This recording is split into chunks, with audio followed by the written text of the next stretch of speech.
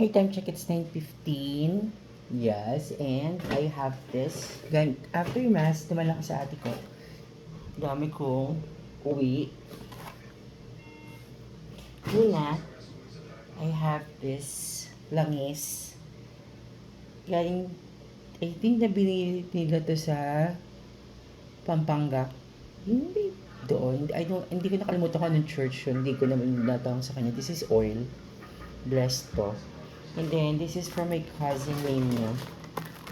Thank you so much. Nagkapili ako dun sa kapatid ko kalati Joanne. Nakichismis ako. After kong malas-milasyon ako doon, sabi ni Father Vito, it's about, yung homily is about, ano ba to? About baptism.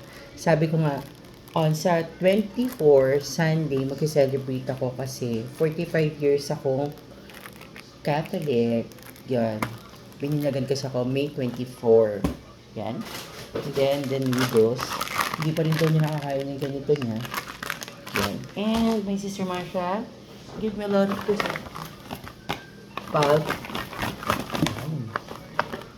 Diba? Ang dami. Super dami. Like, ganito kadami.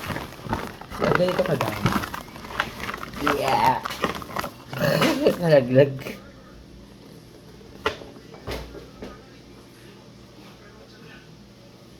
Puerto Swiss yung chocolate. And meron ding breakfast blend. Starbucks. Here. Yes. May nakita akong Krispy Kreme. There. Ay, hindi pala. Tama, Krispy Kreme. Then, there you go. Super dami nito. Most of it chocolate. I love it. Ito. And thank you so much, mga sis. Good morning.